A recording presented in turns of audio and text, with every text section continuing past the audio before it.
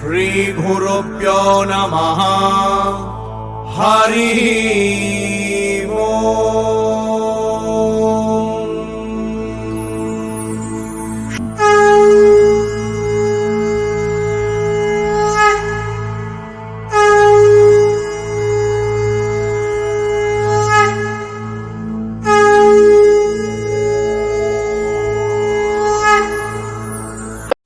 ఇది వజ్ర కవచం. ఈ కవచం మీకోసం ఇచ్చాను గనక ఇప్పుడు ఇది లైవ్ లో ప్రసారం అయింది గనక శాశ్వతంగా ఉండిపోతుంది. ఇంటికి వెళ్ళాక రేపటి నుంచి రోజు ఒకసారి వినండి. కొంతకాలానికి కంఠస్థం వస్తుంది. ఒక 40 రోజులు అలా చెయ్యండి. ఆ తర్వాత ఏం జరుగుతుందో మీకే తెలుస్తుంది. దత్తాత్రేయుడు మీ ఇంట్లో ఉంటాడు. ఈ కవచం గోపీకుండం దగ్గర చెప్పారని చాలా మందికి తెలియదు. తర్వాత అనేక ప్రాంతాల్లో ఎన్నో చోట్ల చెప్పాడు. ఆయన కార్తవీర్యార్జునుడికి చెప్పాడు, దళాలుడని ఆయనకి చెప్పాడు. చిత్రం ఏంటంటే ఇందులోనే చెప్పారు చివరిలో ఏమని, ఆ సమయంలో అదంతా అడవి అని చెప్పాను కదా, ఆ అడవిలో దూరంగా ఒక బోయవాడు ఉన్నాడు. ఎవడవాడు? ఒక భిల్లుట్ట. దత్తాత్రేయుడు ఈ గోపీకొండవు దగ్గర దత్తాత్రేయ వజ్ర కవచం చెబుతూ ఉంటే విన్నాడు. ఏదో వేటకొచ్చాడు, రహస్యంగా అక్కడ పొంచి ఉన్నాడు. ఏం జరుగుతుందో కుతూహలంతో చూశాడు, విన్నట్ట. వినడంతో వాడి పాపాలు పోయి వాడు శాశ్వత వైకుంఠం పొందట. పోయి వాడేం భక్తితో విన్నది కూడా కాదు, అనుకోకుండా అక్కడికి వచ్చాడండి. ఇప్పుడు ఇందాక చివరి శ్లోకంలో విన్నారు కదా మీరు, ఏమన్నారు ఇక్కడ ఆఖరిలో మహిమలో ఫలశ్రుతిలో? భిల్లహ అంటే ఒక బోయవాడు. దూరశ్రవానామ, వాడి పేరు దూరశ్రవుడు. తదానీం ఆ సమయంలో శృతవాన్ యదం, యదం ఈ కవచమును శృతవాన్ విన్నట్ట. సకృత్ శ్రవణ మాత్రేణ, ఒక్కసారి విన్నంత మాత్రం చేత. సకృత్ అంటే వెంటనే అని ఒక అర్థం, ఒక్కసారి అని ఒక అర్థం. ఒక్కసారి విన్నంత మాత్రం చేత, విన్నంత మాత్రం చేతనే వజ్రాంగ అభవత్తు, వజ్రము వంటి అవయవాలు కలిగిన వాడయ్యాడు. అంటే అతని శరీరం దృఢంగా మారిపోయింది, వజ్రాంగుడైపోయాడు. అతని ఎముకలు అవి గట్టిపడ్డాయి, కింద పడినా పగలవు, గాయాలైనా పగలవు శరీరాలు.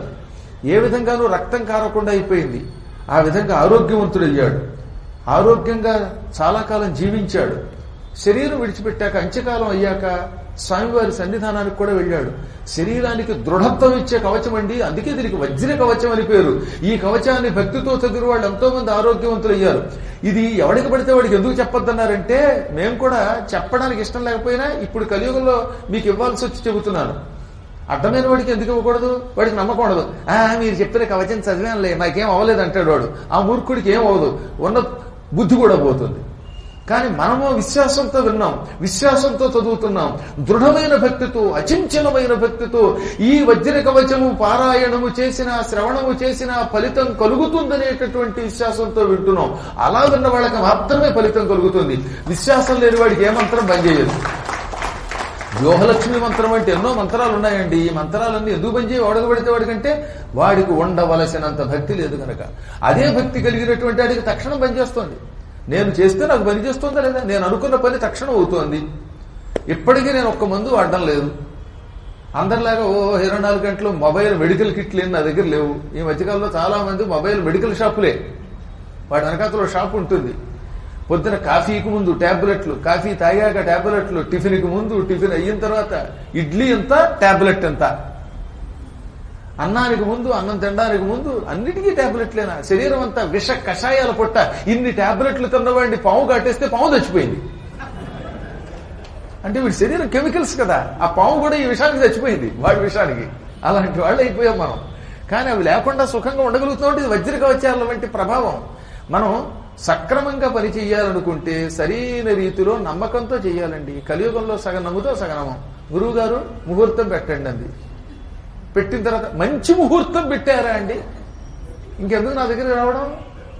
అంటే నేను మంచివాడినా, లేకపోతే ముహూర్తం మంచిదా, లేకపోతే మంచి ముహూర్తమా, మంచి మనిషా, ఏటో తెలియదు. వాడు కూడా దొంగ సన్యాసి అన్నారట. ఓ లాయర్ గారు కోర్టులో వాదించాడు. ఈయన దొంగ సన్యాసి అంటే దొంగగా మారిన సన్యాస, సన్యాసం పుచ్చుకున్న దొంగ, ఇది తేల్చండి అన్నట్ట. ఇది తేల కోర్టులో కేసు కొట్టేశారు. అలా ఉంటే లాజిక్కులు. దొంగ సన్యాసి అంటే దొంగ సన్యాసి అయ్యాడా లేక సన్యాసి దొంగ అయ్యాడా? దొంగగా మారిన సన్యాసియా దొంగతనం చేసిన సన్యాసి. ఇన్ని లాజిక్కులు అందులో మళ్ళీ. అలాగా మనుషులు ఎక్కడైనా సరే సరి అయినటువంటి దీక్షతో వాటిని ఉపయోగించుకోవాల్సిన రీతిలో ఉపయోగించుకుంటే పరమాత్ముడు వాటికి తగిన ఫలితం ఇస్తాడు. సందేహం లేకుండా వజ్రకవచం వజ్రకవచమే. ఆరోగ్యం ఇస్తుంది, ఆనందం ఇస్తుంది, శాంతిని ఇస్తుంది, సుఖం ఇస్తుంది, శరీరానికి దృఢత్వం ఇస్తుంది, మానసిక స్థైర్యం ఇస్తుంది, ధైర్యం ఇస్తుంది, ఇహలోకంలో కోరికలు తీరుస్తుంది, సంకల్ప సిద్ధి శుద్ధి కలిగిస్తుంది, ముక్తిని ప్రసాదిస్తుంది, భుక్తిని ప్రసాదిస్తుంది. నేను ఎన్నో మంత్రములు స్వయంగా పరిశీలించి వాటిని ప్రయోగించి చెప్పిన మాట. కాబట్టి వజ్రకవచం యొక్క ఫలితం మళ్ళీ చెబుతున్నాను. ఈ వజ్రకవచం ముందు యహం ఇస్తుంది, తర్వాత పరం ఇస్తుంది, సంకల్ప సిద్ధినిస్తుంది, శుద్ధినిస్తుంది, కోరిన కోరికలు తీరుస్తుంది, ముక్తిని ప్రసాదిస్తుంది, శారీరక ఆరోగ్యం ఇస్తుంది, మానసిక ఆరోగ్యం ఇస్తుంది, శరీరాన్ని మనస్సుని దృఢంగా ఉంచుతుంది, అనుకున్న సంకల్పం ఆ క్షణమే నెరవేరేలా చేస్తుంది.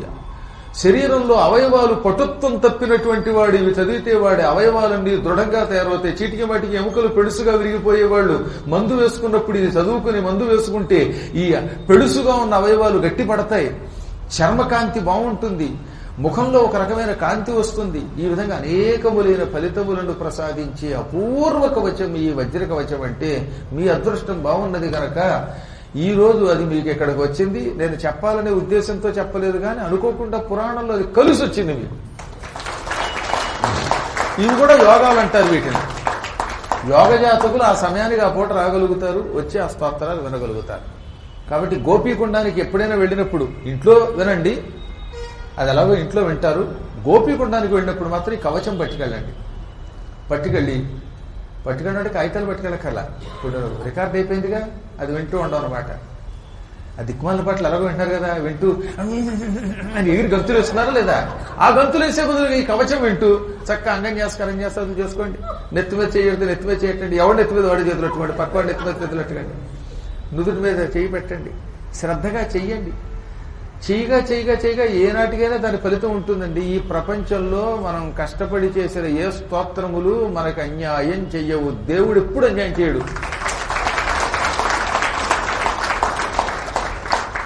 భగవంతుడు ఈ వైద్యుల రూపంలో మనల్ని రక్షిస్తున్నాడు. ఆ వైద్యం పనిచేయడానికి ఇవి కూడా పక్కన ఉండాలన్నమాట. ఎప్పుడు మన పురాణాలు ఏం చెప్పాయి? వైద్యం చేయించుకో, మందు వేసుకో. ఆ మందు ఈ మంత్రపూర్వకంగా వేసుకో. అప్పుడు ఔషధం మంత్రం వల్ల తొందరగా పట్టించి ఫలించి నిన్ను అనుగ్రహిస్తుంది అన్నారన్నమాట. అందుకే పూర్వం మందులు వేసేటప్పుడు డాక్టర్లు చూశారా మీరు ఎప్పుడైనా? 10 సార్లు దత్తాత్రేయుడు నామో, రామ రామ రామానో, కృష్ణ కృష్ణ కృష్ణనో, నారాయణనో, లేక శివ శివ శివ శివ మృత్యుంజయానో అప్పుడు వేసేవారు. మా చిన్నప్పుడు హోమియో డాక్టర్ గారు అలా వేసేవారు, ఆయుర్వేదం డాక్టర్లు అలా వేసేవారు.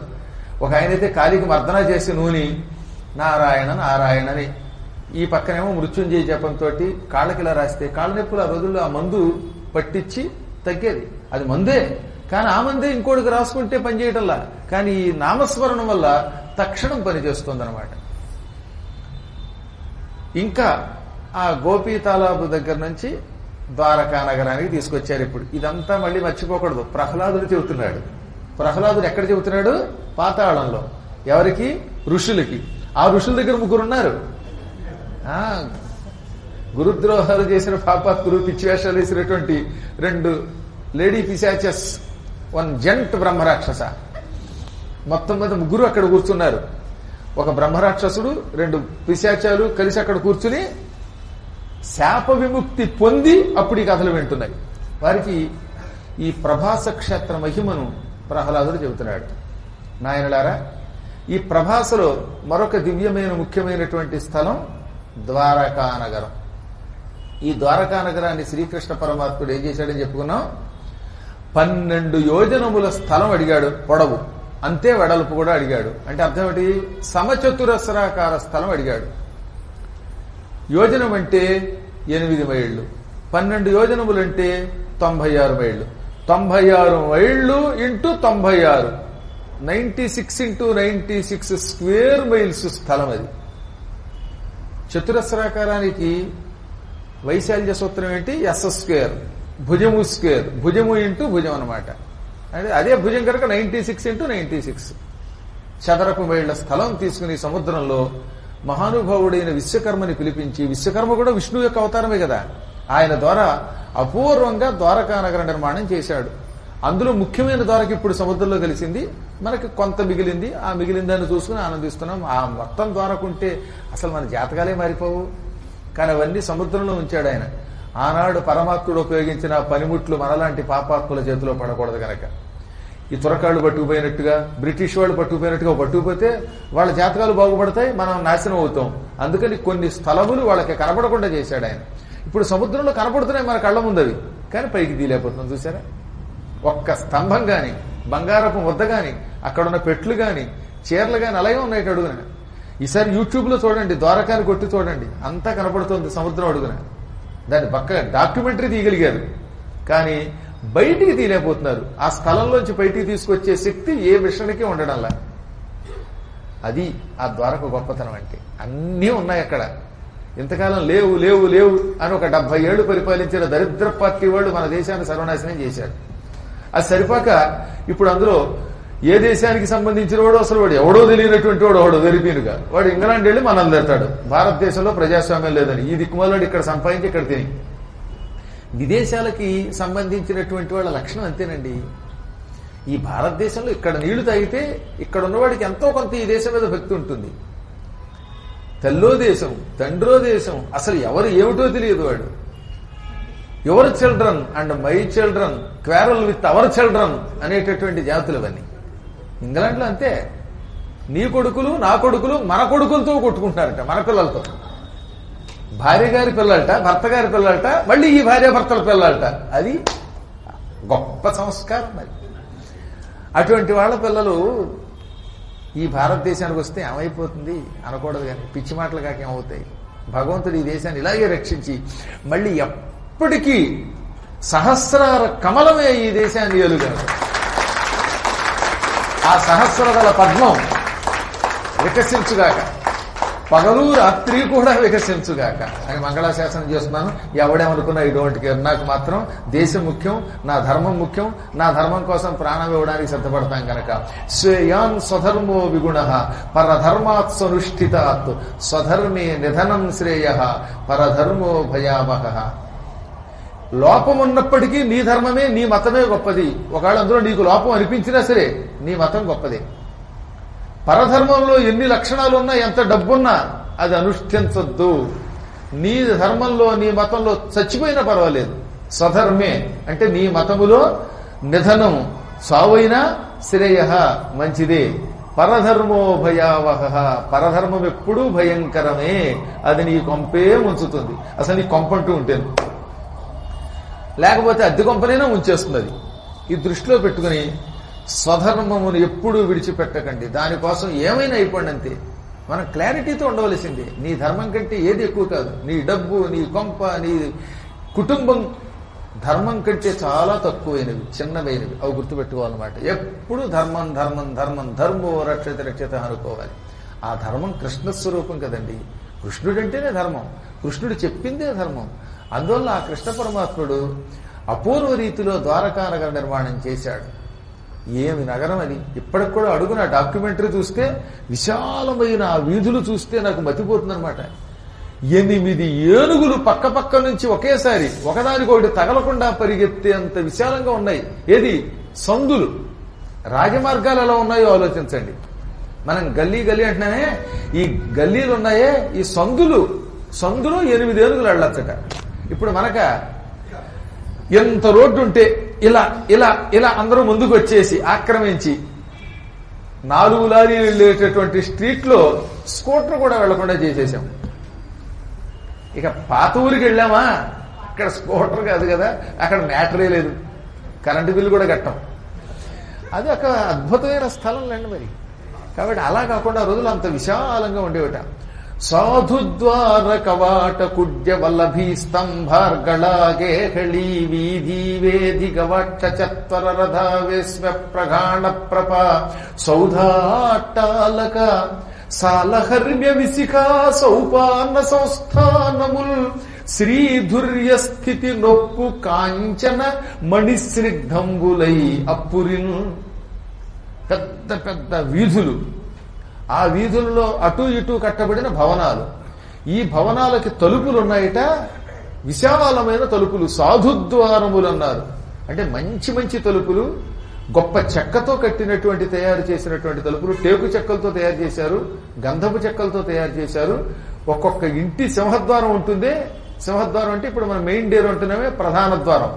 అందులోంచి కూడా 2 ఏనుగులు ఒకేసారి వెళ్ళొచ్చు, అంత వెడల్పుగా ఉన్నాయి తలుపులు. అంతేగాని లోపలికి బీరువా వెళ్లాలంటే ఇలా వెళ్ళక ఇలా తిప్పి అడ్డంగా నానా యాత్ర పడి తీసుకెళ్లే ఇరుకిళ్లు కావు.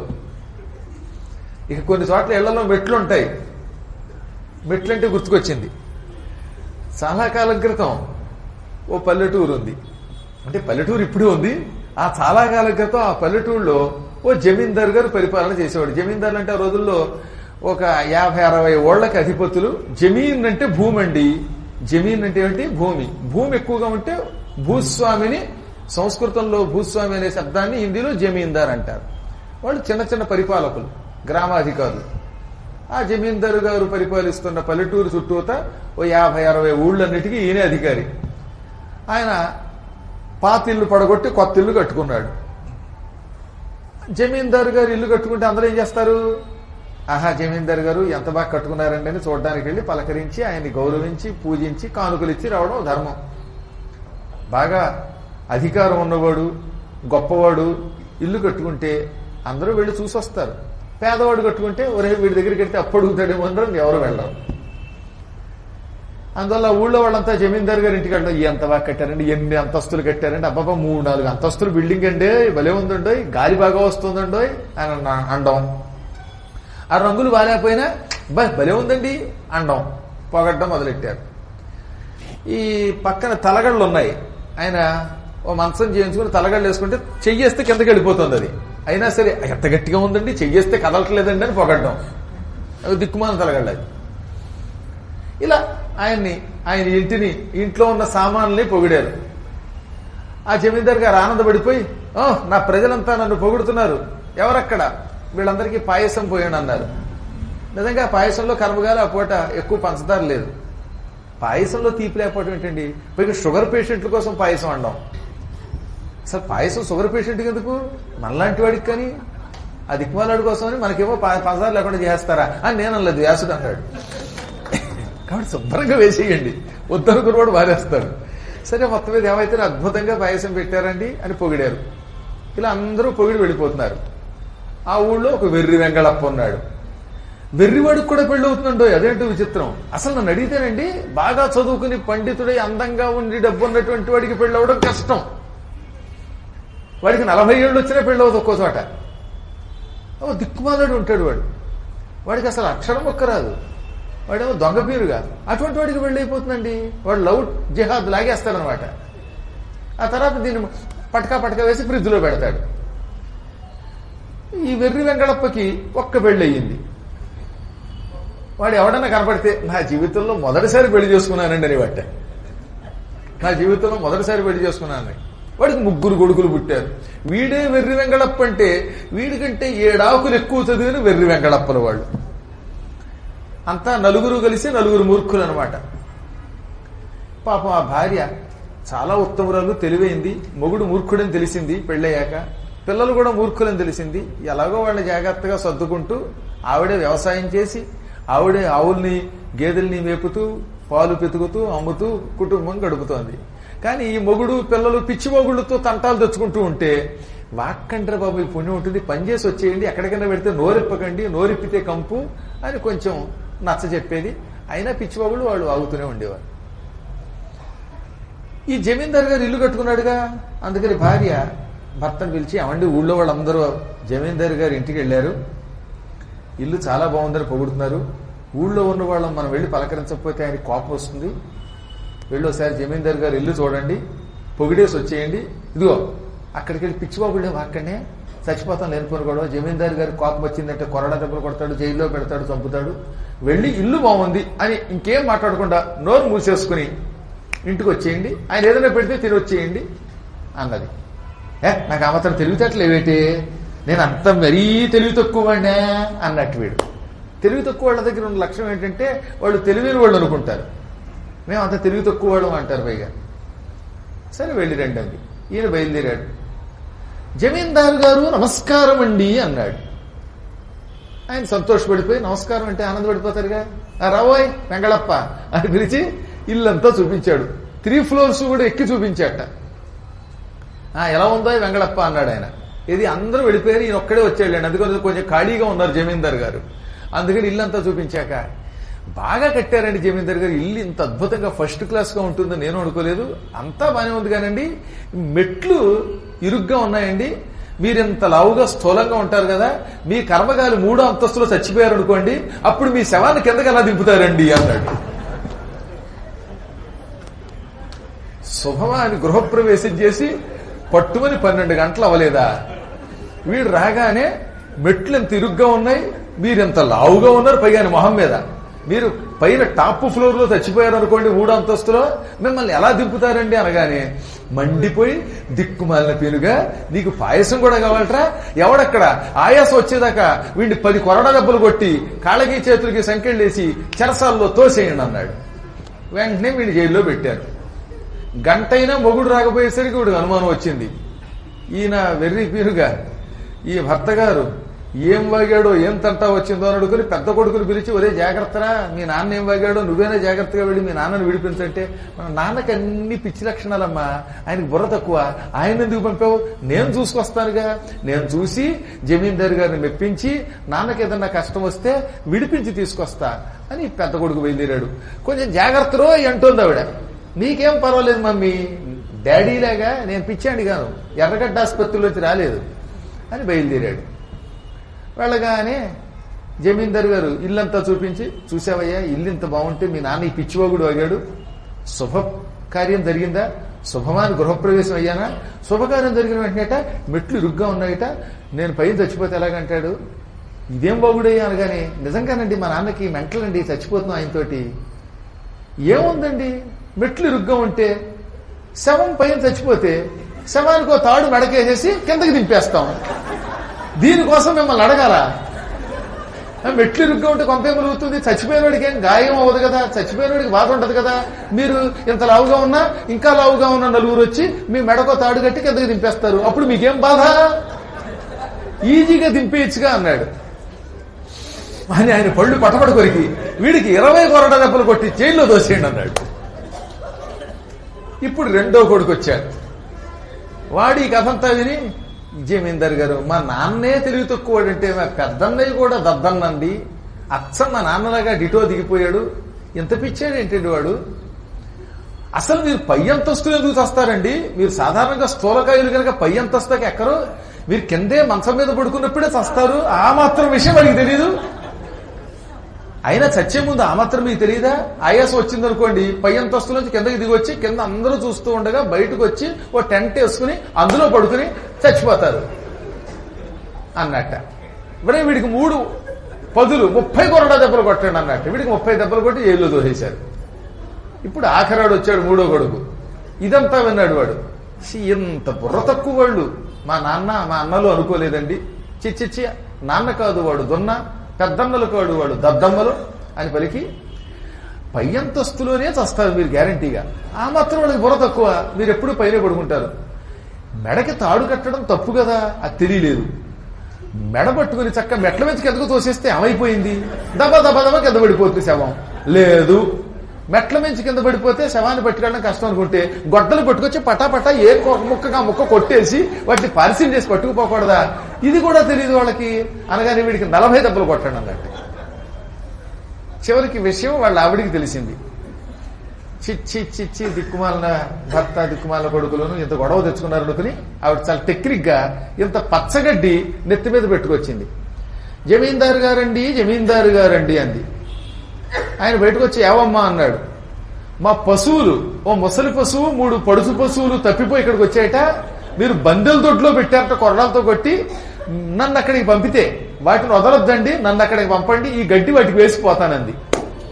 ఆయన పక్కపక్కనవి, నిజంగా మంచి మాట అన్నావమ్మా, నీ మొగుడు పిల్లలు పశువులను గ్రహించావు, ఆ పశువులను అక్కడెందుకులే ఉంచడం, పశువులు లాంటి వాళ్ళు కొట్టడం కూడా తప్పే, అప్పుడు నాకు కోపం వచ్చి కొట్టాను తప్ప పట్టుకుపో అని నవ్వేసి ఆవిడతో పంపేశాడు. ఎందుకు చెప్పారు గురువు గారు, అక్కడ ద్వారకా నగరంలో బిల్డింగులు అంత విశాలంగా ఉన్నాయి, మేడమెట్లు అంత విశాలంగా ఉన్నాయి, ఇరుగ్గా లేవు, ఏ ప్రమాదం లేవు. కాబట్టి మొత్తం మీద మెట్లు విశాలం, అంతస్తులు విశాలం, గదులు విశాలం. ఏది సింహద్వారమే, ఏనుగులు కూడా లోపలికి వెళ్ళడానికి వీలున్నంత విశాలంట. అంతేగాని ఇనప బీరువాయిలు అడ్డంగా పెట్టి లోపలికి వెళ్లే కంపార్ట్మెంట్లు లాంటి అపార్ట్మెంట్లు కావన్నమాట. అంత అద్భుతమైనవి. అందుకని విశాలమైన ద్వారములు, గోడలు, ఆ గోడలకి కిటికీలు, మళ్ళీ ఆ కిటికీలు కూడా పెద్ద పెద్ద కిటికీలట. ఆ కిటికీల యొక్క తలుపులు తీస్తే గాలి అలా రివ్వు లోపలికి వస్తుంది, వద్దంటే మూసేసుకోవచ్చు. అటువంటి వాటితో పెద్ద పెద్ద స్తంభాలు నిలబెట్టి తయారు చేసిన భవనాలట. వీధులు విశాలంగా ఉన్నాయి. వీధులకి మధ్య మధ్యలో 4 వీధులకి మధ్యలో 4 రోడ్ల కోడల దగ్గర ఓ పెద్ద చట్టాలు కట్టారు. ఆ అరుగుల మీద కూర్చుని భజనలు చేసుకోవచ్చు, పురాణాలు చెప్పుకోవచ్చు, సరదాగా కాలక్షేపం చేయొచ్చు. ఆ చట్టబండలు కూడా పెట్టారు, రచ్చబండలు కూడా పెట్టారు. చత్వర అంటే 4 రోడ్ల కోడళ్ళు అన్నమాట. ఇంకా రథాలు, ఆ రథాల శాలలు, గుర్రాల శాలలు. రథాలు బిల్డింగుల్లోనే పెడతారు, అంచేత వాటిని ఏమంటారు? రథశాల అంటారు. గుర్రాల శాల, గుర్రాలని కట్టడానికి కూడా ఒక షెడ్లు పెట్టారు. ఆ గుర్రాల శాలను మందిరము అంటారు. మందిరము అంటే మానవులు నివసించేటటువంటివి, దేవతలు నివసించేవి. మందిరము అంటే మాత్రం గుర్రాల శాలలు, గుర్రాలను కడతారు. అది చాలా మంది తెలియక అదిగో ద్వారక అన్న పద్యంలో మందిరం అంటారు. అక్కడ అదిగో ద్వారక ఆలమందలవిగో అందంద గోరాడు అల్లదియే కోట అదే అగర్త అవి రద్యల్ వారలే యాదవుల్ యదుసింహుండు వసించు మేడ అదిగో ఆలానదంతావళాభ్యుదమయంబై వర మందురాంతర తురంగోచ్చండమై పర్వెడు. ఆలాన అంటే ఏనుగుల్ని కట్టే స్తంభాలు. ఏనుగుల కోసం పెద్ద పెద్ద స్తంభాలు ఉంటాయి. ఆ స్తంభాలకు ఏనుగులు కట్టబడ్డాయట. అది ఏనుగుల శాల. వర మందుర, మందురము అంటే గుర్రాల శాల, అశ్వశాల. అదిగో శ్రేష్టమైన గుర్రములను కట్టేటటువంటి శాలలో తాళ్లతో కట్టివేయబడున్నాయి. ఏవి? గుర్రాలు అని మళ్ళీ పాండవోద్యోగ విజయాల్లో తిరుపతి వెంకటకవుల్లో చెళ్లపిళ్ళవారు రాశారు ఈ పద్యం. చూసారా? భాగవతం బాగా చదివిన వాడు, ఈ స్కాంద పురాణం చదివారు వాళ్ళు, అందుకే వాళ్ళు అలాంటి పదాలు వాడారు. అందువల్ల అక్కడ ఈ ద్వారకా నగరంలో విశాలమైన అశ్వశాలలు, గజశాలలు, రథశాలలు, గోశాలలు అన్నీ ఉన్నాయి. ఇటువంటి వాటితో అద్భుతంగా ఉన్నదట అది. ఇంకా పెద్ద పెద్ద మేడలు 7 అంతస్తుల నుంచి 80 అంతస్తుల వరకు పైదాకా ఉన్నాయి. ఈ భవనంలో నుంచి ఆ భవనంలోకి వెళ్ళాలనుకోండి, వాడు ఇన్ని మెట్లు దిగి కిందకి రావక్కర్లా. ఈ బిల్డింగ్ లోంచి ఆ బిల్డింగ్ లోకి ఓ వంతెన పెట్టారట. ఈ భవనంలోంచి ఒక చెక్క, ఆ భవనం నుంచి ఒక చెక్క, ఈ 2 చెక్కలు ఇలా అతుక్కుంటాయి. దీని నుంచి ఆ బిల్డింగ్ లోకి వెళ్ళిపోవచ్చు. 1వ నెంబర్ ఇంట్లో 7వ అంతస్తులోంచి అవతల 7వ అంతస్తులోకి 2వ ఇంట్లోకి వెళ్ళడానికి తాత్కాలిక వంతెన అనమాట. తాత్కాలికమైన వంతెన, హౌరా బ్రిడ్జి లాగా. మళ్ళీ ఉత్తప్పుడు ఎత్తేసుకోవచ్చు. ఆ రోజుల్లో లిఫ్ట్లు ఉన్నాయి, కాకపోతే చాంతాడుతో చేత్తో తిప్పేవారు, కరెంట్ అక్కర్లేకుండా. కరెంట్ ఆగిపోతే లిఫ్ట్లో ఇరుక్కుపోక్కలాగా. చూశారు? అలాంటి వాటితో అద్భుతంగా ద్వారకానగర నిర్మాణం చేశాడు ఆయన. అటువంటి ద్వారకానగర నిర్మాణం చేసి ఆ తర్వాత మధురా నగరంలో ఉన్న వాళ్ళందరినీ అక్కడికి చేర్చేశాడు ఆయన. మధురా నగరంలో ఉన్న పౌరులందరినీ కన్ను మూసి తెరిచేలోపు అక్కడికి తీసుకొచ్చాడు. మధురా నగరంలో పౌరులందరినీ కళ్ళు మూసుకోమన్నట్ట. వాళ్ళు కళ్ళు మూసుకున్నారు.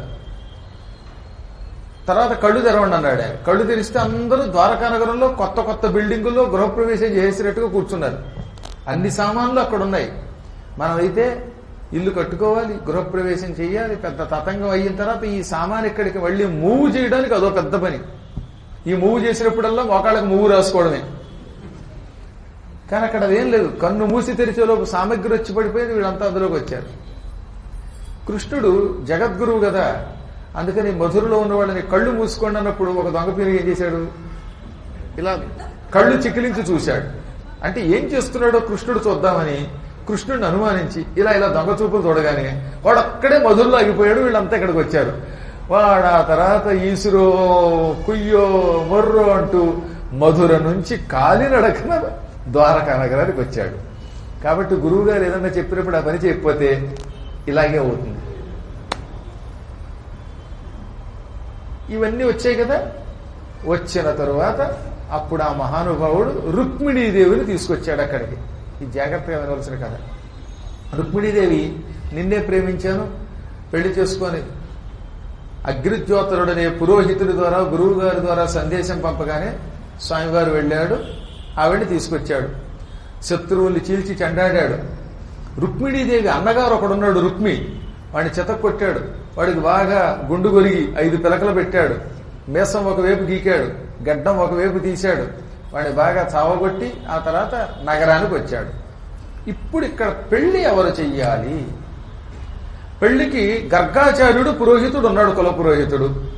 కానీ ఇటు అమ్మాయి వైపు అబ్బాయి వైపు ఇద్దరు పురోహితులు ఉండాలి, వాళ్ళ నియమం అది. తర్వాత కాళ్ళు కడిగి కన్యాదానం చేసేవాడు ఎవడు అని ఒక మీమాంస వచ్చింది. అక్కడైతే విదర్భ నగరంలో అయితే రుక్మిణీదేవి యొక్క తండ్రి భీష్మక మహారాజు ఉన్నాడు. ఆ భీష్ముడి భార్య ఉన్నది. రుక్మిణీదేవి తండ్రి పేరు కూడా భీష్ముడేనండోయ్.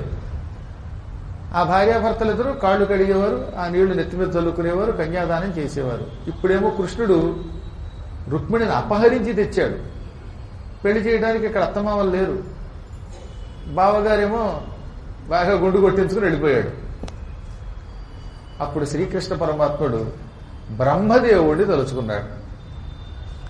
అలా కృష్ణుడు తలచినంత మాత్రం చేతనే సృష్టికర్త, విధాత, వివిధ ప్రాణి లలాట లేఖన మహావిద్యానుసంధాత, నతజన సంత్రాత, సత్తపో నివహాభీష్ట వరప్రదాత, ధాత, జగన్నిర్మాత తక్షణం ప్రత్యక్షమయ్యాడు అక్కడ ఆయన. సమస్త ప్రాణులను సృష్టించేవాడు ఆయన, జగత్తులను నిర్మించేవాడు ఆయన, మన నుదుటి రాత రాసేవాడు ఆయన, తపస్సు చేసిన వారికి వరాలిచ్చేవాడు ఆయన, నమస్కరించిన వారిని కాపాడేటటువంటి త్రాత ఆయనే. ధాత అని పిలువబడే ఆ బ్రహ్మ అక్కడికి వచ్చి, తండ్రి కిం కర్తవ్యం అన్నాడు. కర్తవ్యం ఏమిటని అడిగాడు.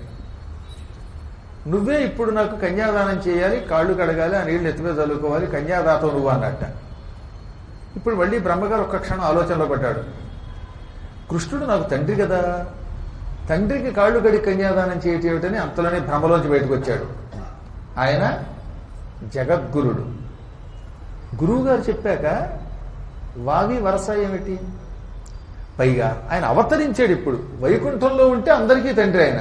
ఇప్పుడు భూలోకంలో దేవకీ వసుదేవులు పుత్రుడు కనుక వసుదేవుడి కొడుకు కనుక వాసుదేవుడే, దేవకీ పుత్రుడే. వసుదేవసుతం దేవం కంసచాణూరమర్దనం దేవకీ పరమానందం కృష్ణం వందే జగద్గురుం. వసుదేవసుతుడు అంటున్నాం ఆయన్ని, అవతరించాడు గనక. దేవకీదేవికి పరమానందం కలిగించేవాడు. అటువంటి జగద్గురువైన శ్రీకృష్ణుని గురించి నమస్కరిస్తున్నాను అని మన ఆ స్తోత్రం చెబుతున్నది. జగద్గురువు. ఒకసారి ఆ గురువు గారు చెప్పారు, ఇంక ఎందుకు ఏమిటని అడగరాదు. అది కష్టమైన, అనిష్టమైన, సుఖమైన లేక దుఃఖమైన, దానివల్ల మంచి అయినా చెడ్డైనా ఏమొస్తుందో అనవసరం. ఆయన సర్వము ఎరిగినవాడు. సర్వమును ఎరిగినటువంటి వేదములకు కూడా మూలకారకుడైన పరమాత్ముడు, అసలు ధర్మం అంటేనే కృష్ణుడని లోకానికి చాటినటువంటి పరమాత్ముడు, ఉపనిషత్సారమైన గీతని లోకానికి అందించిన ఆ పరమాత్ముడు ఒక పని చెప్పాడంటే ఇక చెయ్యాలి, ఎందుకని అడగద్దన్నాడు అంతేనే. అందుకే చెప్పారు పెద్దలు, మహానుభావులు, మనం గురువులుగా భావించేవారు ఇది చెయ్యంటే ఇలా చెయ్యొచ్చా, మళ్ళీ ఇది అవసరమా కాదా అనే ప్రశ్న వేస్తే నరకానికి పోతాట. ఎందుకంటే చెప్పేటప్పుడు వాళ్ళు అంత బాగా ఆలోచించి చెబుతారు, నీకోసం చెబుతారు. చెప్పిన తర్వాత చెయ్యటమే, చేశాక ఇతరులకు చెప్పకూడదు. గురువు లేదన్నా చెప్పినప్పుడు మళ్ళీ బయటకు వచ్చి ఆయన నాకే చెప్పారండి, నేను ఇలా చేశానండి, ఇది తప్ప ఒప్ప అని పక్కన చెప్పకూడదు. మళ్ళీ రహస్యాతి రహస్యత్వాత్ గోపనీయం త్వయామునే అన్నారు. గురువులు చెప్పినప్పుడు రహస్యంగా అట్టే పెట్టాలి. చెప్పు అన్నప్పుడే చెప్పాలి. ఈ పని చెయ్యి, ఇది 10 మందికి చెప్పండి చెప్పాలి. కొన్ని ఇవి రహస్యంగా ఉంచు, ఎవరికి చెప్పొద్దంటే ఇక చెప్పకూడదంతే. ఎవరికో ఓ శిష్యుడి మీద ప్రేమ కలిగి గురువుగారు కర్చీఫ్ ఇచ్చారు, ప్రెజెంటేషన్ దాచుకో అన్నారు. ఎవరికి చెప్పొద్దన్నారు అనుకోండి, వాడు చెప్పకూడదు. ఇదిగో గురువు గారే ఎవరికి ఇవ్వలేదు, ఆయన కర్చీఫ్ నాకే ఇచ్చారు అని నవరంధ్రాల టీవీలో చూపిస్తే సర్వనాశనం అవుతుందట మన తపశ్శక్తి అంతా. అందులో రెండో గంటడికి చెప్పద్దు అంతే. ఎంత రహస్యంగా ఉంచితే అంత మంచిదన్నారు. గురువు గారు చెప్పారంటే కదా రహస్యమే అది. ఇంకా అక్కడి నుంచి మొదలుపెట్టి గురువు గారండి నన్ను పిలిచారండి, నేను ఇప్పుడు ఇంటి దగ్గర నుంచి స్కూటర్ మీద బయలుదేరానండి, రైల్వే స్టేషన్కి వెళ్ళానండి, ఆయన అండి టికెట్ తీయమన్నారండి, టికెట్కి వెళ్ళడం కోసమని రైల్వే స్టేషన్కి స్కూటర్ మీద వెళ్ళాను కదండి, అక్కడండి పార్కింగ్ లో పెడితే డబ్బులు అయిపోతాయని పక్కన పెట్టానండి, ఆ తర్వాత తాళం వేశానో లేదో చూశానండి, బయలుదేరానండి, స్టేషన్కి వెళ్ళానండి. ఇవన్నీ చెబితే రహస్యంగా ఉంచమని పని ఎంత కంపు అయిపోతుంది. కాబట్టి రెండో గంటడికి చెప్పకూడదు, చెయ్యాలి. వెంటనే బ్రహ్మదేవుడు గనక జ్ఞాని గనక ఆ పరమాత్ముడు నన్ను కన్యాదానం చెయ్యమన్నాడు. అంటే నాకు ఇప్పుడు భూలోకంలో పితృస్థానం ఇచ్చాడు. అవతరించిన పరమాత్ముడు నాకు అల్లుడు అవ్వబోతున్నాడు. అంతే కదా, కాళ్ళు కడిగితే అల్లుడైపోతాడు. ఇదొక భాగ్యం అనుకున్నాడు ఆయన.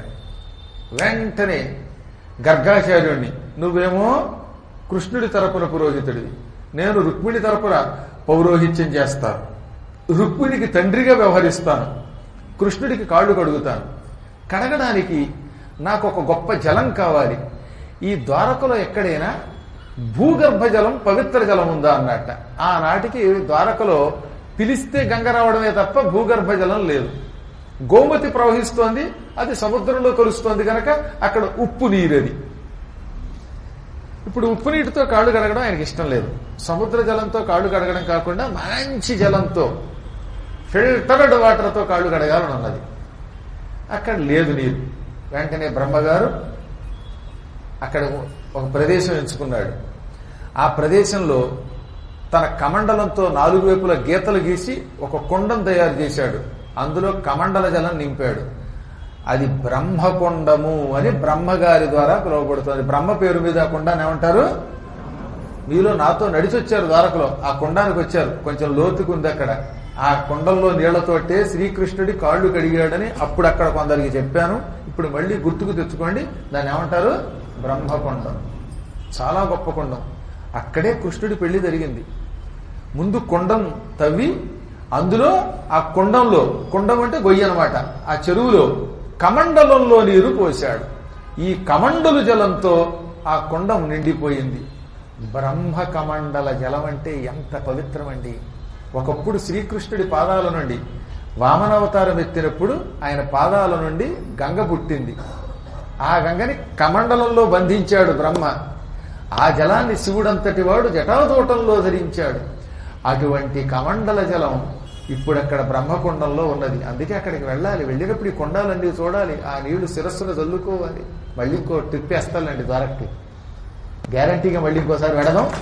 ఈసారి కథ విన్నారు గనక ఈ దృష్టితో అక్కడికి వెళ్ళి అవన్నీ చూద్దరు. కానీ ఆ నీళ్లు పళ్ళెంలో తీసుకుని, ఒక గిన్నెలోకి తీసుకుని కృష్ణుడి పాదాలని బంగార పళ్ళెంలో పెట్టి గర్గుడు తాను కూడా వేదమంత్రాలు చదువుతూ ఆయన పాదాలు కడిగారు. ఏ పాదముల నుండి గంగ పుట్టిందో, ఏ పాదధూళితో జగత్తంతా పవిత్రమవుతున్నదో, ఏ పాదధూళిని సనక సనందనాది మహర్షులు నిరంతరం శిరస్సున ధరించాలని భావిస్తూ ఉంటారో, ఏ పాద దర్శనం కోసం నిరంతరం ఋషులు తప్పిస్తూ ఉంటారో, అటువంటి పరమాత్మని పాదాలని కడిగి ఆ నీళ్లుని బ్రహ్మ శిరస్సును చల్లుకుని మిగిలిన నీళ్లు మళ్ళీ బ్రహ్మకుండంలో పోసేశాడు. ఆనాడు బ్రహ్మ నా జన్మ ధన్యమయ్యిందనుకున్నాడు. అదిగో అందుకే మళ్ళీ బ్రహ్మ కడిగిన పాదం అన్నారు. పూర్వం వామనావతారంలోనూ బ్రహ్మ కడిగిన పాదమే, కృష్ణావతారంలో కూడా మళ్ళీ బ్రహ్మ ఆ పాదం కడిగాడు. అందుకని బ్రహ్మ కడిగిన పాదము బ్రహ్మము తానెన్ని పాదము, బ్రహ్మ కడిగిన పాదము బ్రహ్మము తానెన్ని పాదము, చల్లగి వసుధ కొలిచినది పాదము బలితలమోపిన పాదము, చల్లగి వసుధ కొలిచినది పాదము బలితలమోపిన పాదము, తలగక గగనము తన్నిన పాదము బలరిపుగా చిన్న పాదము, బ్రహ్మ కడిగిన పాదము బ్రహ్మము తానెన్ని పాదము. ఈ రాగంలోనే పూర్వం పాడేవారు. ఆ తర్వాత ఇప్పుడు మార్చేసి బ్రహ్మకడివి నా పాదము అని ఇదొక అందం అదొక అందం. దేని అందం దానికి అనుకోండి, ఏ రాగం ఆ రాగం అనుకోండి. ఇది నా రాగం, అది నీ రాగం, సరే ఏదో ఒక రాగం. మొత్తం మీద కృష్ణుడి మీద అనురాగం తప్పదు. ఆ విధంగా బ్రహ్మదేవుడు అంతటి వాడు అడుగుపెట్టిన ఆ స్థలం అక్కడ చూడాలి. తదనంతరం రుక్మిణీ కృష్ణుల కోసం ఒక గొప్ప రథాన్ని అలంకరించి తెచ్చారు. ఆ రథంలో వాళ్ళని కూర్చోబెట్టి ఊరంతా ఊరేగించారట. ఊరు ఏగించు లేక ఎరిగించు, ఊళ్ళో వాళ్ళకి వీళ్ళిద్దరికి పెళ్ళయిందని చూపించటం, ఊరంతా తెప్పటం, అది ఊరెరిగింపు, క్రమంగా ఊరేగించు అయ్యింది. ఈ దంపతుల్ని ఆ తర్వాత అంతఃపురంలోకి వెళ్ళాక చూసే అవకాశం ఉండదు కనుక, కృష్ణుడంటే బయట కనబడచ్చు కానీ రుక్మిణి కనబడదు కదా, ఎక్కడో అంతఃపురంలో ఉంటుంది. అందువల్ల ఈ సమయంలో అయినా అందరూ చూస్తారులే అని వారిద్దరిని రథంలో కూర్చోబెట్టి ఊరంతా తిప్పారు.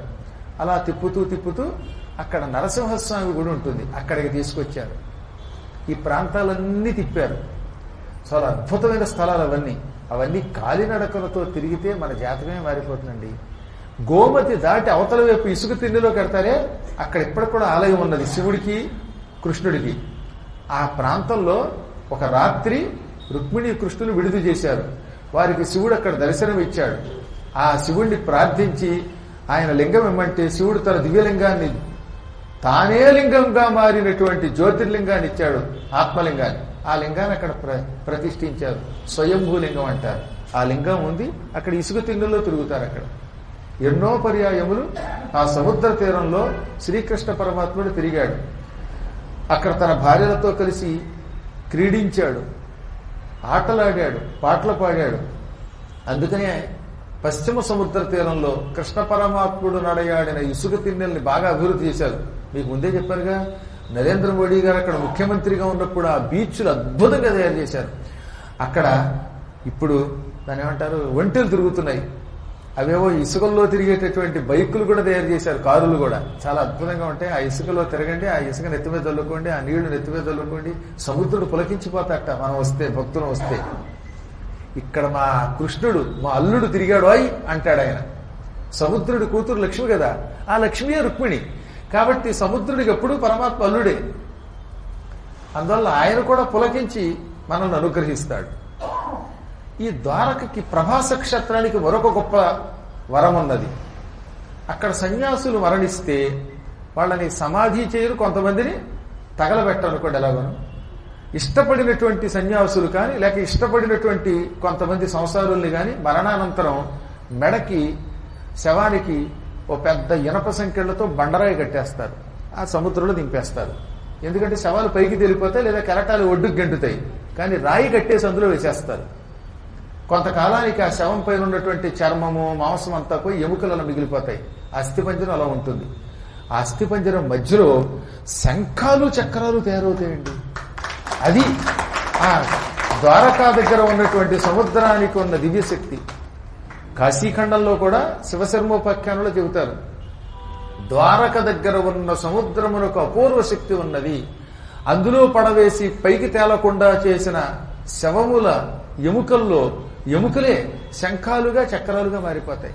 అలా మారాయంటే మాత్రం కొంతకాలం పాటు అందులో ఉన్నాక వాడు గ్యారంటీగా వైకుంఠానికి కడతాడు. అలా మారాలంటే మన శరీరం ఆ సముద్రంలో పడాలంటే అంత తేలిక? ఇళ్లలో వాళ్ళు ఒప్పుకుంటారా? భర్తగారు చచ్చిపోయారు అనుకోండి, నిజంగా భర్తగారి మీద వీడికి ప్రేమ లేకపోయినా అమ్మమ్మమ్మ మా ఆయన తగలబెట్టేయండి, వాడు అందులో భరిస్తే బతికొస్తాడనే ఉద్దేశంతో అయినా తగలబెట్టించేస్తుంది. లేదా భార్యను తగలబెట్టిస్తారు, పాతి పెడతారు, అందులో వేయనివ్వరు. కానీ అందులో వేయగలిగే యోగం పట్టాలంటే నిరంతరం భగవత్స్మరణ చెయ్యాలి. మేము చాలాసార్లు అక్కడికి వెళ్ళాం, భాగవత సప్తాహాలు చేసాం. 2009లో అక్కడ భాగవత సప్తాహం చేశాం. అప్పుడు అదో భయంకరమైన కాలం అనుకోండి. అక్కడ సప్తాహం చేసి రాగానే మా ప్రణవపీఠం మొదటి పీఠ స్థాపన జరిగింది. అంటే ఇప్పుడున్న విగ్రహాలని ముందు మేము ఉంటున్న ఇంటిలో ప్రతిష్ఠించాం. ఆ ప్రతిష్ఠించేటప్పుడు ఓ తమాషా జరిగింది, అందుకే చెబుతున్నాను. ద్వారకలో శ్రావణ మాసంలో భాగవత సప్తాహం చేశాం. సప్తాహం అయిపోయిన తర్వాత ఆగస్టులో సరిగ్గా డిసెంబర్ నెలలో మార్గశీర్ష మాసంలో మా ఇంట్లో ఈ విగ్రహాన్ని ప్రతిష్ఠించాం. దత్తాత్రేయ జయంతి నాటికి అందులో ప్రతిష్ఠించాలి. మాఘ పూర్ణిమ నాడు, మార్గశీర్ష పూర్ణిమ నాడని మా సంకల్పం. మేము అక్కడ భాగవత సప్తాహం చేస్తున్నాం కదా శ్రావణ మాసంలో. ఆ సమయంలో అక్కడికి రోజు ఒక సన్యాసి వచ్చేవాడు, తెలుగు సన్యాసి. ఆయన ఇక్కడి నుంచే మన తెలుగువాడు అక్కడికి వెళ్ళాడు, అక్కడే ఉండిపోయాడు చాలా కాలంగా. ఎంతసేపు హిందీలో సప్తాహాలను గుజరాతీ భాషలో సప్తాహాలు కానీ తెలుగువాళ్ళు తక్కువ అండి, మీరు వచ్చారండి అని ఆనందపడ్డాడు. నాదే మొదటి సప్తాహం అంట అక్కడ. అంత పూర్వం తెలుగువాళ్ళు తెలుగులో సప్తాహం చేసిన వాళ్ళు లేరట. ఎందుకంటే ఆయన అక్కడ 30 ఏళ్లుగా ఉంటున్నాడు. 30 ఏళ్లుగా తెలుగులో సప్తాహం లేదు, ఈ ఊరు వదలను, నేను ఇక్కడే ఉంటున్నాను అన్నాడు ఆయన. ఇక మమ్మల్ని చూసి ఆనందపడిపోయాడు. 7 రోజులు పొద్దున్న సాయంత్రం వచ్చేవాడండి పాపం. అక్కడే వినేవాడు ఆయన. ఆయనకి సెల్ ఫోను ఎవరో కొనిస్తే మొదట్లో వద్దన్నట్టుగాని ఇలా ఉపయోగపడుతుందని రికార్డ్ చేసుకునేవాడు ఆయన. 2009 నాటికి ఆయన దగ్గర సెల్ ఫోన్ ఉంది. అందులో మా ప్రణవపీఠం నెంబరు నోట్ చేసుకున్నాడు. 2 పూట్ల వచ్చేవాడు, అందరికంటే ముందు వచ్చేవాడు, ఆఖరణ వెళ్ళేవాడు. నేను ఈ గద్దె మేంచి కిందకు దూకుతూ ఉంటే గబుక్కుని కాళ్ళు పట్టుకుని కింద పారేసేవాడు కాదు. చాలా జాగ్రత్తగా ఉండేవాడు. నిజంగానండి ఆ అనుభూతి నేను చెప్పలేను. అతడు పరీక్షిత్తు పురాణం ఎలా విన్నాడో అలా విన్నాడు. నేను సుకుడు చెప్పినట్టే చెప్పాను అని అక్కడ ఉన్నవాళ్ళు అన్నారు. మీరు అడగచ్చు పరీక్షిత్తు సుకుడు ఎందుకు తెచ్చారు ఇక్కడ ఉదాహరణని. అది అయ్యాక నేనన్నాను, చాలా ఆనందపడిపోయి అతని భక్తికి దానికి, ఇలా అమ్మవారి విగ్రహాలు ప్రతిష్ఠిస్తున్నాం, ఏలూరు రండి అన్నాను. ఆ విజిటింగ్ కార్డు అవి ఇచ్చాను. నేను ఏమైనా ప్రతిష్టకి రాకుండా ప్రాణం విడిచిపెట్టను అన్నాడు. నేను ఇక్కడి నుంచి కదలకూడదని నిర్ణయం తీసుకున్నాను ఎంతకాలం. కానీ సుకుడులాగా మీరు పురాణం చెప్పారు, నేను పరీక్షిత్తులా విన్నాను, మీ ఆజ్ఞ పాటిస్తాను, వస్తానన్నాడు. ఆఖరి రోజున ఆశీర్వచనానికి వచ్చినప్పుడు పాప ఆయన ఇలాంటి ఒక రుమాల్లో డబ్బులు పట్టుకొచ్చాడు. యాచనతో బతుకుతున్నవాడు పాప ఆయన. ఎవరిని అడగట్ట, అలా కూర్చుంటే జపం చేస్తే ఎవరిని అందులో వేస్తారు. ఆ వేసిన డబ్బులు 1116 అవి ఆ మూటగట్ట అక్కడ ఇచ్చేసాడు నాకు. నాకు లోపల ఒక క్షణకాలం గజగజలాడింది మనస్సు, హృదయం జల్లుమంది. పేదవాడు అనకూడదు, పరమ వైరాగ్య సంపన్నుడు. ఇల్లు లేదు అక్కడ, ద్వారకలో ఆయనకి ఇల్లు లేదు. ఆ గుళ్ళో ఈ గుళ్ళో పడుకుంటున్నాడు. ఆశ్రమాలు కట్టుకోడు, అతనికి ఆశ్రమాలు కట్టుకోవడం ఇష్టం లేదు. వైరాగ్యంతో బతుకుతున్నాడు. ఎవరైనా డబ్బులు ఇస్తే అందులో తిండికి ఎంతో అంతే ఉపయోగించుకుని మిగతా దానం చేసేస్తాడట. తానే ఇతరుల మీద ఆధారపడుతున్నవాడు ఈ డబ్బులు పోగు చేసి ఇతరులు ఇచ్చినవి పుచ్చుకునే పూట నాకు ఇస్తున్నాడు అంటే ఎందుకు ఇచ్చాడో తెలుసా? మీరు అమ్మవారికి నిజంగా సేవ చేస్తారు, ఈ డబ్బులు అమ్మవారికి ఉపయోగపడతాయండి, తీసుకోండి అన్నాడు ఆయన. నేను వద్దందాం అనుకుని కూడా, బాబు నీ బతకడానికి అవసరం కదా అని అన్నవాడిని. కానీ ఆయన ప్రేమ కాదనలేక తీసుకున్నాను. పీఠం ప్రతిష్ట సాగుతుంటే 3 రోజులు వచ్చాడు ఆయన. ప్రతిష్టాపనకు 3 రోజులు ఉంటుంది కదా కాలం. 3 రోజుల కార్యక్రమానికి వచ్చాడు ఆయన. ప్రేమగా మేము పెట్టినలో తిన్నాడు. అక్కడి నుంచి తిరిగి ద్వారకు వచ్చాడు. వచ్చిన తర్వాత వారం రోజుల తర్వాత నాకు నా సెల్ ఫోన్కి ఒక ఫోన్ వచ్చింది. ఆ ఏలూరు మే రహతే హై క్యా స్వామీజీ అని. వీడెవడరా హిందీ వాడు అనుకుంటూ ఉంటే, హా मैं येलूर के रहने वाला हूं, अब तो प्रणवपीठ वहां है अన్నారు. एक स्वामी जी चल गए, वैकुंठवासी हो गए, उनके सेल फोन में आपका नंबर है, उसने गुरुजी बताकर उसको लिख दिया. నా పేరు అందులో గురువు గారిని రాసుకున్నట్టు, ఏలూరు గురువు గారని. అందులో ఆయన అలా సేవ్ చేసుకున్నట్ట. అందుకని ఇందులో ఉన్న వాళ్ళందరికీ ఇన్ఫర్మేషన్ ఇస్తున్నామండి, ఒక స్వామివారు ఇక్కడ చచ్చిపోయాడు అన్నారు. సరిగ్గా అది ఏమిటనుకుంటున్నారు, ఈ ప్రతిష్ఠ అయిపోయిన కొద్ది రోజుల తర్వాత మాఘమాసం శుక్ల పంచమి, మాఘ శుక్ల పంచమి నాడు ద్వారకలో ఆయన శరీరం విడిచిపెట్టేశాడు. అంటే సరిగ్గా మార్గశిర పూర్ణిమ తర్వాత పుష్య పూర్ణిమ, మాఘ పూర్ణిమ కూడా రాలేదు. 2 నెలలు కూడా బతకలేదు ఆయన. ఇప్పుడు అర్థమైందా నేను సుకుడు ఆయన పరీక్షిత్తని ఎందుకన్నానంటే, పురాణం విన్న 2-3 నెలల కంటే ఎక్కువ బతకలేదు. 3 నెలలు 4 నెలలు ప్రణవపీఠానికి వచ్చాడు, ప్రతిష్ఠ చూశాడు, ఆయన వెళ్ళిపోవాలనుకున్నాడు, వెళ్ళిపోయాడు. ఆ తర్వాత నేనంటే అప్పటికప్పుడు అడిగాను, ఎందుకంటే సన్యాసి గారి కార్యక్రమాలన్నీ వెంటనే జరిగిపోతున్నాయి.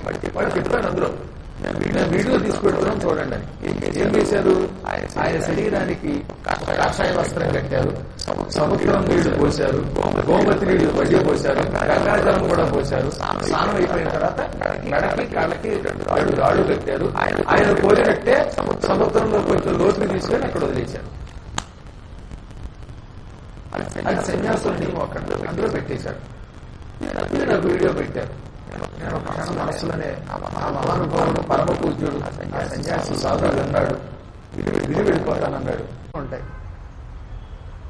ఆ వయస్సులో రవ్వంత అనారోగ్యం లేకుండా పరమ కాంతితో ఒక్క గడ్డం తల మేసాలు మాత్రమే తెల్లబడి జుట్టలో ఉంది, ఆరోగ్యంగా ఉన్నాడు. ఆయన వచ్చాడు, చూశాడు. అప్పుడు బాలకృష్ణ గారని మా శిష్యులు, ఆయన పాదర్తి బాలకృష్ణ గారు ఆర్గనైజేషన్ అనమాట, ఆయనకి ఇన్ఫర్మేషన్ ఇచ్చారు. ఆ తర్వాత ఆ శరీరాన్ని అందులో వేశారు. నేను 2 ఏళ్ల తర్వాత మళ్ళీ అక్కడికి వెళ్ళాను. వెళ్ళాక అక్కడ వాళ్ళు నేను వచ్చానని తెలుసుకుని ఆ ఎముకలు పట్టుకొచ్చారు. పూర్తిగా అందమైన తెల్లని శంఖము చక్రము ఎలా ఉంటాయో అలాగే ఉన్నాయి ఆ ఎముకలు. ఆ గొలుసులు కట్టేసి రాళ్ళకు కట్టేసి అందులో వేస్తే అంతా చర్మం పోయాక ఈ బెస్తవాళ్ళు వెళ్ళి తీసుకొస్తారు అప్పుడప్పుడు వాడు శంఖాలు ఎముకలు. వాడు పట్టుకో చూపించారు. ఇంతకంటే మహామహిమ ఏముందన్నారు. నిజంగా ఆ సముద్రంలో నిమజ్జనం అయిపోయిన వాడి జాతకమే జాతకం. ఎక్కడో పూర్వజన్మ యోగం ఉన్నవాళ్ళు అందులో అలా నిమజ్జనం చేయబడతారు. వాళ్ళ శరీరాల్లోకి శంఖచక్రాలు వస్తాయి. ఇక వారికి పునర్జన్మ ఉండదు. ఒకవేళ పునర్జన్మ వస్తే కాశీలో మరణించే యోగం వచ్చి తద్వారా ముక్తి పొందుతారు తప్ప వాళ్ళు సామాన్యులు ఎవరు, అసామాన్యులు అవుతారన్నమాట. ఇలాంటి మహిమలు ద్వారకలో ఉన్నాయండి. అసలు మన